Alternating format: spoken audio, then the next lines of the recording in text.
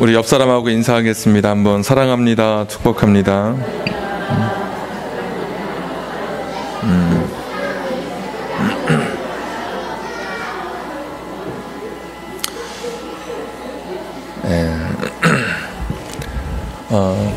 구약 39권은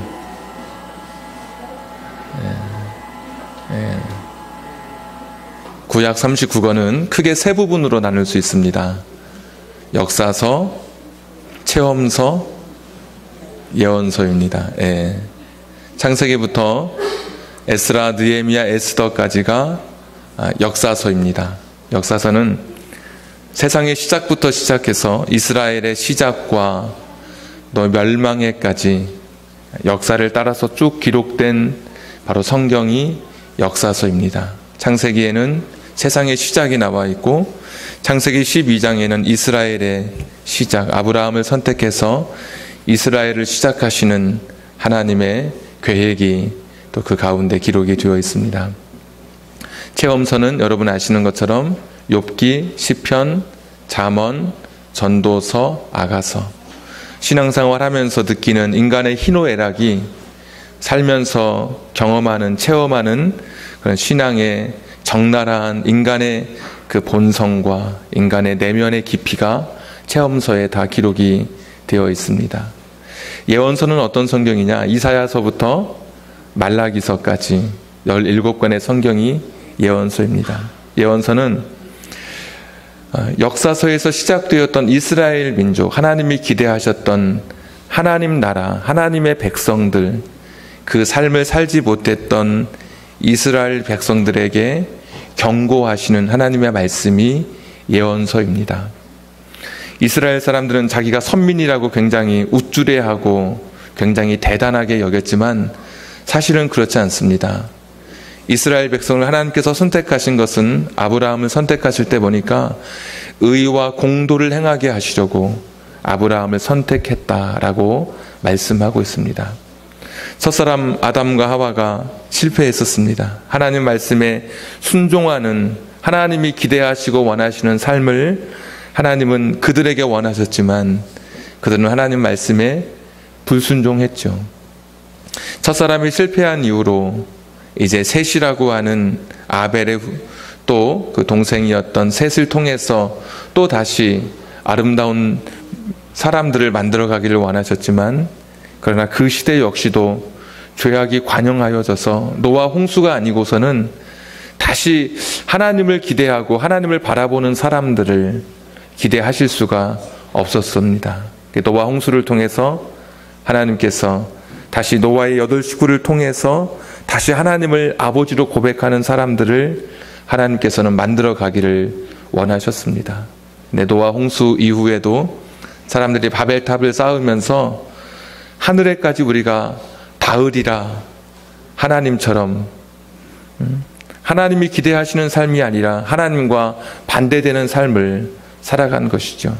그래서 선택한 민족이 이스라엘 민족입니다. 그래서 선택한 사람이 아브라함입니다. 이 세상에 하나님 없이 살아가는 사람들, 하나님을 믿지 않고 하나님을 나의 주인으로 삼지 않고 하나님을 나의 왕으로 삼지 않고 살아가는 그런 나라가 이 세상에 많은데, 하나님을 나의 왕으로 고백할 수 있는 그런 나라, 그러니까 소위 제사장 나라라고 불리우는, 하나님을 나의 주인으로 모시며 하나님이 약속하신 의와 공도, 공평과 정의를 행하며 살아가는 그런 나라를 만드시기 위해서, 그러니까 국가의 샘플로 만든 나라가 바로 이스라엘입니다. 그러니까 이스라엘은 하나님 기대하셨던 것처럼 가난한 사람을 불쌍히 여기고 힘이 없다고 구분 재판을 받지 않고 높은 자는 겸손하게 살아가는 그런 삶을 실천하며 살아가는 나라가 바로 이스라엘 민족의 삶이었고, 그들이 하나님으로부터 부여받은 하나님이 주신 숙제였던 것입니다. 그런데 그들이 그렇게 살지 못했죠. 성경을 보면 하나님께서는 하나님과 관계된 말씀만 주신 것이 아니라 사람과 사람 간에 어떻게 살아야 할 것인지도 우리에게 가르쳐 주셨습니다. 출애굽기, 레위기, 민수기, 신명기 말씀해 보시면 우리가 사람과 사람 간에 어떻게 하나님 나라 백성으로 살아갈 것인지 그렇게 가르쳐 주신 것이죠. 가장 특징적인 것이 여러분 기억하시겠지만 안식년이라고 하는 그런 제도입니다. 7년이 되면 내가 내 집에 있던 노예들을, 종들을 다 풀어주게 되어 있습니다. 그러니까 막 빚지다 보면은 다른 사람 결국 줄 것이 없으면 자기 몸을 내어서 결국 그 집에 종이 되었는데 그 종을 풀어주는 것이 안식년에 있었습니다. 빚을 지고 있다면 이 빚까지도 탕감해 주었습니다. 7년째. 그러니까 힘이 없고 연약한 사람들이 다시 일어설 수 있도록 재기의 발판을 마련해 준 것이 바로 안식년입니다. 그러니까 가난하고 약한 사람은 평생 자자손손 그렇게 살아가도록 하나님이 만드신 것이 아니라 안식년을 통해서 다시 일어설 수 있는 발판을 마련해 주신 것입니다. 희년도 마찬가지입니다. 희년은 안식년이 7번 지나면 77에 49 그리고 50년째 그때가 바로 희년이었습니다. 희년은 아예 처음부터 이스라엘 백성이 가나안 땅에 들어갈 때 각 지파별로 가족별로 땅을 다 분배받았습니다. 큰 땅이든 작은 땅이든 산에 붙어 있든지 어디 붙어 있든지 간에 땅을 다 받은 땅인데 흉년이 들고 때로는 갑자기 몸이 아프고 그러다 보면 빚을 내다 보면 결국 땅까지도 저당 잡히게 되었습니다. 그런데 희년이 되면 50년이 되면 그 땅까지도 자기 주인에게 원래 있던 원주인에게 돌려주게 했습니다. 이건 굉장한 사건이죠. 부모 세대에 굉장히 못 살아서 다 망했는데도 땅 한 평 붙일 땅이 없어서 먹고 살 게 없어서 남의 집 종이 되어야 되고 남에게 빌어먹고 살아야 되는 사람들에게 다시 50년이 되면 자기 집, 자기 가문의 땅을 다시 얻을 수 있는 그런 은혜가 이스라엘 백성들에게 있었던 것입니다.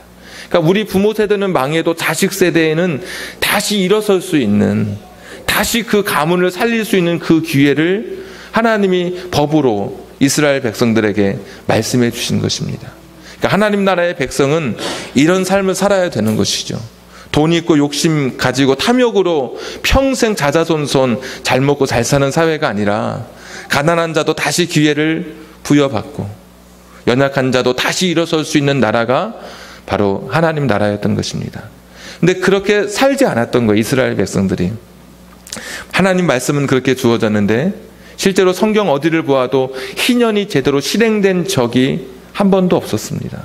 그러면 어떻게 됩니까? 가난한 사람은 계속 가난하게 되고 없는 사람은 계속 없게 되고, 하나님께서 선지자를 통해서 예언서를 통해서 주신 말씀이 안식년을 지키고 희년의 정신을 지키라는 거예요.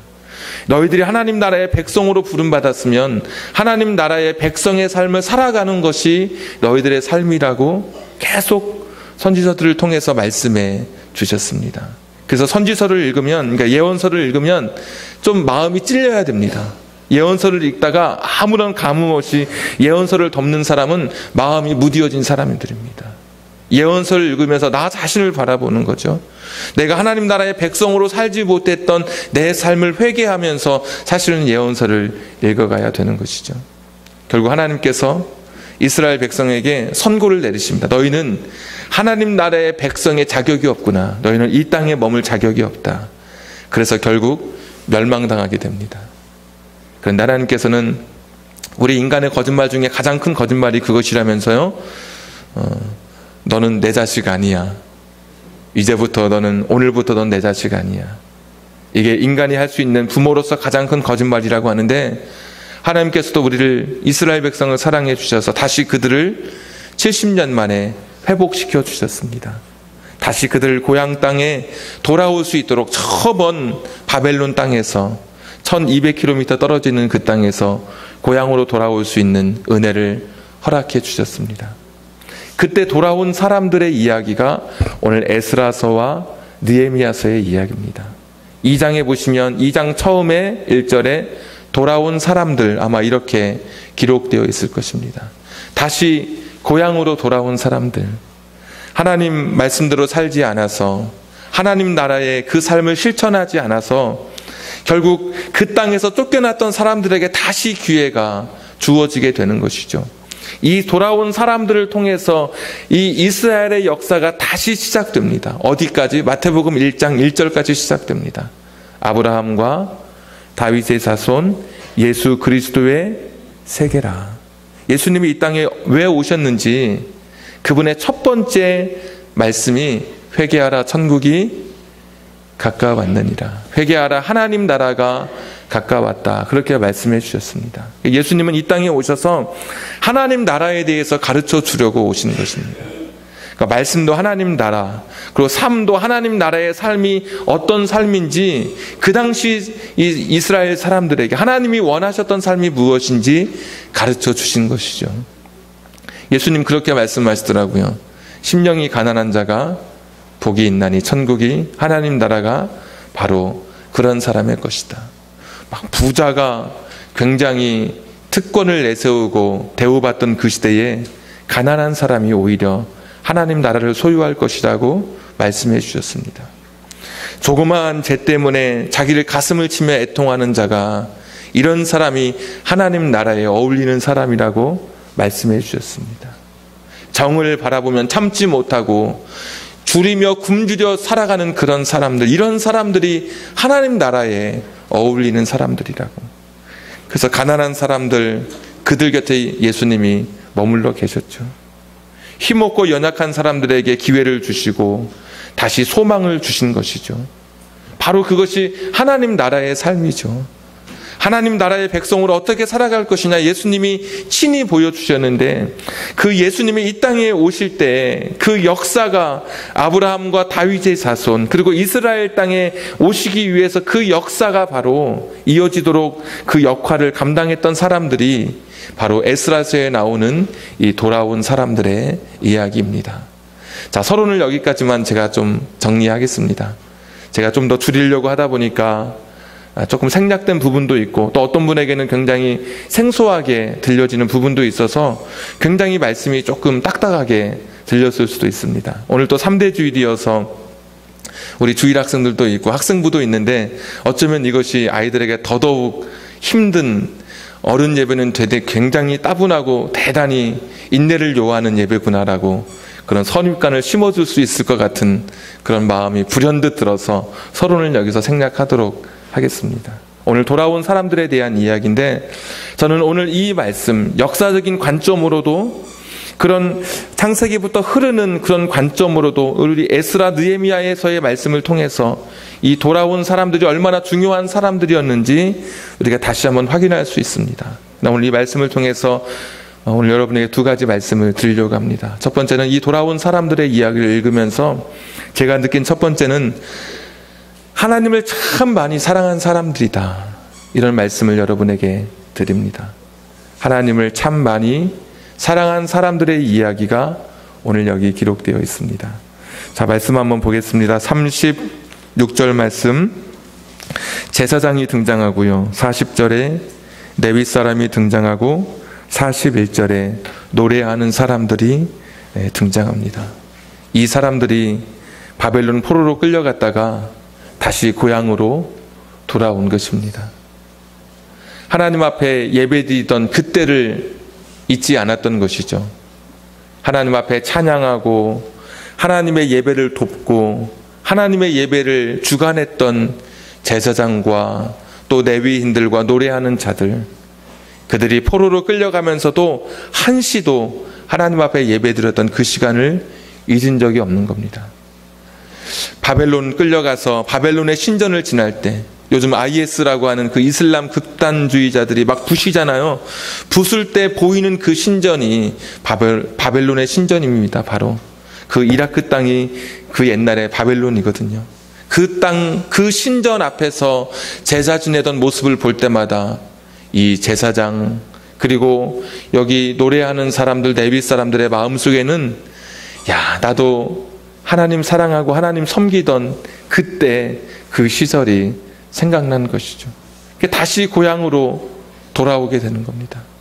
그 옛날에 하나님 앞에 예배드리던 그 감동을 잊지 않고 누구든지 고향으로 돌아갈 사람은 돌아가라고 하는 이 고레스의 칙령이 발표되니까 이 사람들이 앞다투어서 고향으로 돌아온 것입니다.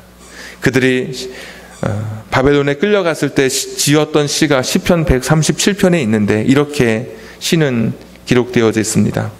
우리가 바벨론의 여러 강변 거기에 앉아서 시온을 기억하며 울었도다. 그 중에 버드나무에 우리가 우리의 수금을 걸었나니 이는 우리를 사로잡은 자가 거기서 우리에게 노래를 청하며 우리를 황폐하게 한 자가 기쁨을 청하고 자기들을 위하여 시온의 노래 중 하나를 노래하라 함이로다. 우리가 이방 땅에서 어찌 여호와의 노래를 부를까? 예루살렘아, 내가 너를 잊을진대 내 오른손이 그의 재주를 잊을지로다. 바벨론 강변에 끌려가서 그들이 불렀던 노래입니다.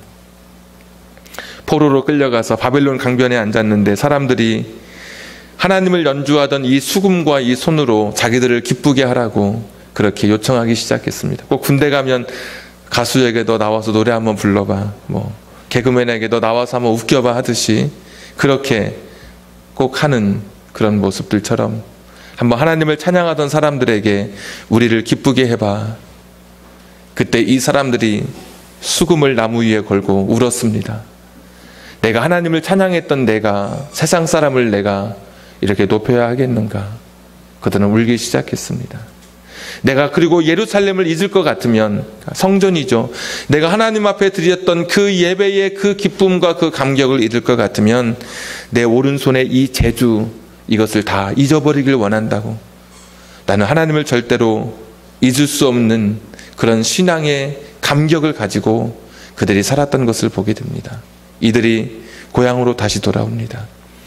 한 50년 지나서 돌아오게 되는데 그냥 고향 땅에 머물러, 그 바벨론 땅에 머물러 있어도 될 것 같은데 다시 고향 땅에 돌아와서 하나님 앞에 예배드리는 그런 삶을 결단하게 되는 겁니다. 내가 세상에서 사는 것보다 하나님 안에서 예배드리는 이 삶이 너무나 귀하기 때문에 50년이 지났지만 그 믿음을 잃지 않고 오늘 자원해서 다시 돌아오는 것을 오늘 볼 수 있습니다. 또 말씀 중에 42절에 보시면 문지기의 자손들도 나옵니다. 여러분, 제사장이나 레위인은 좀 이해가 되더라고요. 저처럼 설교도 하고 제사장이 말씀도 가르치고 예배도 집례하고 레위인들처럼 교회 여러 가지 봉사하고 노래하는 자들 좀 성가대하고 이러면은 좀 괜찮은데, 아니, 이게 문지기는 그냥 문 앞에 지키는 사람이잖아요. 문 지키는 사람인데 이런 사람들의 자손까지 오늘 돌아왔다고 이야기합니다. 어떤 마음이었을까요? 시편 84편에 그런 말씀이 있죠. 주의 궁정에서 한 날이 다른 곳에서 첫날보다 나은즉 악인의 장막에 사는 것보다 내 하나님의 성전 문지기로 있는 것이 좋사오니. 이런 고백이었을 것 같아요. 내가 세상에서 하나님 없는 이런 나라에서 그렇게 사는 것보다 하나님께 예배드리는 그 성전에서 내가 그 앞에 문을 지키는 하찮은 일이라 할지라도 나는 하나님 안에 있는 게 좋아. 세상에서 아무리 높아지는 것보다 하나님 나라에서, 하나님의 교회에서 집사가 되는 것이 나는 더 좋아. 이런 고백이지 않습니까? 어떤 분은 너 교회에서 집사 될래? 아니면 세상에서 집살래? 그러면 여러분 무엇을 선택하시겠습니까? 세상에서 집을 사시겠습니까? 교회에서 집사가 되시겠습니까? 오늘 문지기 같은 사람들은 세상에서 영화를 내려놓고 하나님 앞에 나온 사람들입니다. 나는 문지기라도 하나님 안에 있는 게 좋아. 이래서 온 사람들이 이런 사람들입니다. 하나님 정말 뜨겁게 사랑한 사람들입니다. 여러분, 그런 이야기 많아요. 제가 시간이 막 가기 때문에 다 설명할 수는 없지만 좋은 조건과 또 좋은 장래가 보장된 사람들이 자기의 것을 내려놓고 하나님을 찬양하는 그 길에 뛰어든 그런 감동적인 사람들의 이야기도 우리가 가끔씩 들으실 수 있을 거예요. 세상에서 높은 자리보다 하나님 안에서 낮은 자리라 할지라도 더 기쁨을 또 발견하고 그 안에서 자신의 삶을 드리는 사람들, 자신의 신앙을 지키기 위해서 높은 자리를 내려놓고 하나님 안에서 양심을 지키고 믿음으로 살아가는 사람들, 바로 이런 사람들이 오늘 여기 돌아온 사람들입니다. 하나님 너무나 사랑해서 그 땅에 정붙이고 살지 않고 그 땅에서 이루었던 것을 다 내려놓고 허허벌판 다 무너진 곳에 돌아온 것입니다. 너무나 감사하고 너무나 감격스러운 이야기죠. 이런 사람들을 통해서 예수 그리스도의 족보의 역사가 계속 이어져 간 것이거든요. 두 번째 이야기를 드리려고 하는데, 오늘 어버이 주일이기도 한데, 오늘 두 번째 이야기는 오늘 여기 나온 사람들은 부모를 부끄러워하지 않는 그런 사람들의 이야기가 오늘 성경에 기록되어 있습니다. 부모를 부끄럽게 생각하지 않은 사람들의 이야기입니다. 우리 말씀 한번 보겠습니다. 43절. 어떤 사람들이 등장하죠? 43절. 느디님 사람들. 그래서 몇 절까지 등장하냐면 54절까지 이 느디님 사람들에 대한 이야기가 기록되어 있습니다. 느디님은 무슨 지파나 어떤 족속 사람의 이름이 아닙니다. 느디님은 히브리어로 주어진 사람들 이런 뜻을 가지고 있는 그런 단어입니다. 에스라서 8장도 한번 찾아보시죠. 8장 20절. 에스라서 8장 20절. 다윗과 방백들이 레위 사람들을 섬기라고 준 느디님 사람 중, 느디님은 어떤 사람이냐면 레위 사람들을 섬기라고 다윗과 방백들이 준 사람들이 바로 느디님 사람들이었습니다. 느디님 사람. 그럼 이 느디님은 누구냐? 레위 사람은 제사장을 도와주었고 느디님은 레위 사람을 도와준 그런 사람들이었습니다. 원래 느디님 사람의 시초는 여호수아서에 시작하는데, 여호수아가 사람들을 이스라엘 백성들이 이 땅을 점령할 때, 기브온 가나안의 7 족속을 점령할 때, 그때 7 족속 중에 한 족속이 기브온 족속이었습니다. 기브온 족속이 여리고성과 아이성을 물리치는 이스라엘을 보면서 그 앞에 찾아와서 화친을 요청합니다. 말라 비틀어진 빵 조각을 가지고 막 헤어져서 기운 포도 이 부대를 가지고, 그리고 와서 우리가 출발할 때는 이 포도 부대도 멀쩡하고 빵도 괜찮았는데 너무 먼 거리를 오다 보니까 다 이렇게 비틀어지고 다 곰팡이가 피었습니다. 우리를, 당신의 나라가 여러 나라를 공격하고 진멸할 때 우리를 살려주십시오. 그러니까 보니까 멀리 떨어져 있는 것 같아서 여호수아 사람들이 알겠노라고, 당신의 생명을 구해주겠노라고. 근데 알고 봤더니 바로 옆 나라예요. 멸망시켜야 할 나라인 거예요. 근데 약속했으니까 어떻게 합니까? 그래, 그러면 여호수아가 다른 사람들은 죽여야 된다고 이야기하는데 여호수아는 약속한 것은 지켜야 된다. 저들을 살려주자. 대신 저들은 평생 자자손손 하나님 이 이스라엘 백성의 종이 되도록 그렇게 이야기를 했습니다. 그들도 받아들였습니다. 죽는 것보다 훨씬 낫죠. 자사손손, 이 자손이 멸망하는 것보다 낫기 때문에 그렇게 받아들였습니다. 이런 사람들이 다윗 시대에 느드님이 되어서 결국 이들이 성전의 일들을 돕는 그런 사람이 되었습니다. 무슨 일을 도왔느냐? 성경 보니까 재물을 씻어야 되니까 물을 길어야 되니까 물 깃는 사람들이었고, 또 불을 피워야 되니까 장작을 패는 일들을 했습니다. 물 깃고 장작 패는 일들을 하던 사람들이 이 느디님 사람들이었습니다. 근데 여러분, 저 같으면 고향으로 안 돌아갑니다. 돌아가면 뭐 하죠? 장작 패고 또 물 길어야 돼요. 저는 지난 주간에 여러분 에스라와 느헤미야서를 읽었죠? 읽으셨죠? 순서가 그거니까 말씀을 묵상하면서 저는 여기서 부모가 했던 일들, 부모가 살았던 지난날을 부정하지 않는 자녀들의 모습을 저는 읽을 수 있었습니다. 신분을 세탁할 수 있는 유일한 기회가 지금입니다. 다윗 시대부터니까 약 450년 동안 자자손손 물 깃고 장작 팼습니다. 그러다가 나라가 멸망해서 가버렸어요. 저 1400km 떨어진, 1200km 떨어진 저 바벨론 땅으로 끌려갔단 말이죠.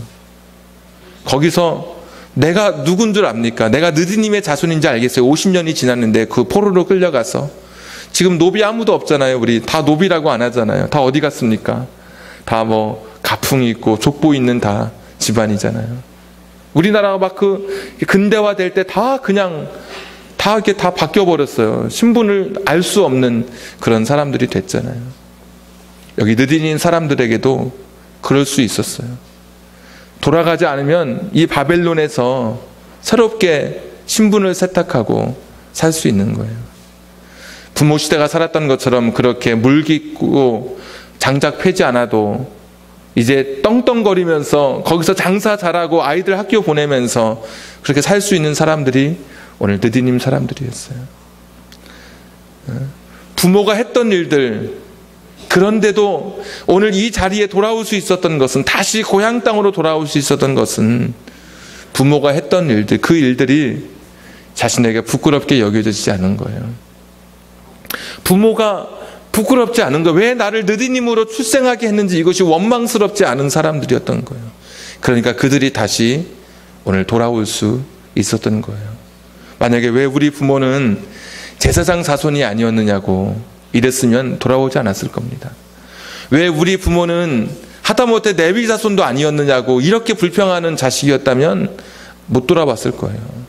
아니, 심지어 노래라도 하는 그런 자손으로 내가 태어났으면 내가 그래도 나도 노래하면 되는데 그것도 아니고, 아니 문지기도 아니고 평생 종이 되어서 다른 사람들 멋있는 의복 입고 예복 입을 때 자기들은 물깃고 장작 패야 했던, 다른 사람 앞에 허리를 숙여가며 굽혀야 했던 이런 삶이었는데, 그런 부모를 두었는데도 불구하고 그런 부모들을 원망하지 않고 다시 고향으로 돌아온 겁니다. 그리고 느디님으로 평생을 살아가게 되는 겁니다. 부모를 부끄러워하지 않게 여겼던 이 사람들, 여러분, 이것이 효도 아닌가요?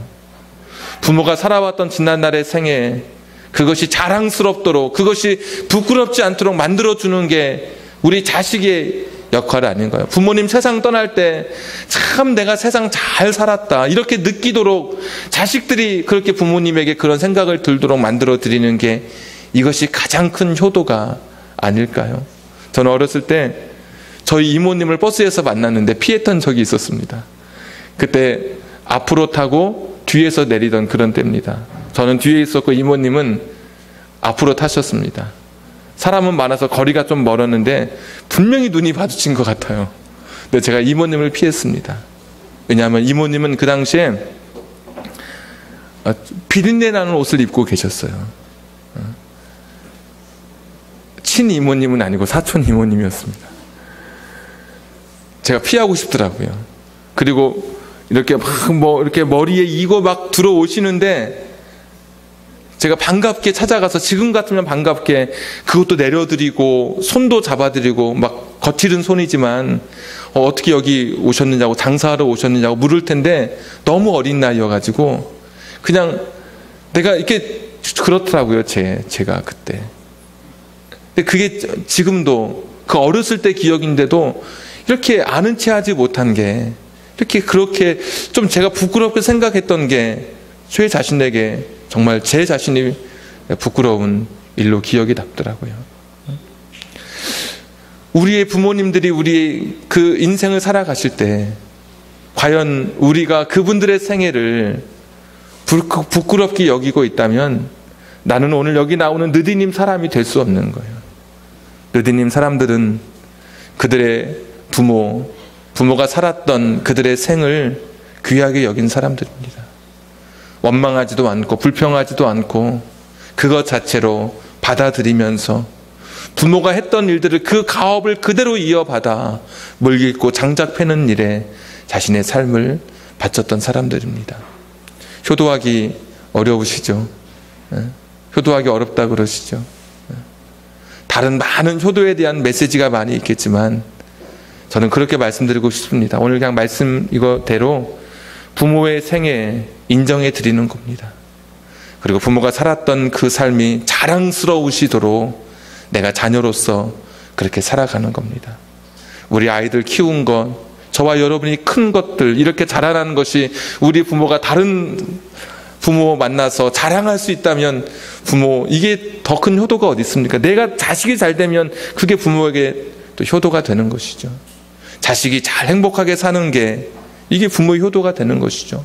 부모가 눈 감을 때, 야, 나는 헛되이 살지 않았다. 나는 참 행복하게 살았어. 이거 느끼는 이것이 진정한 효도라고 생각을 합니다.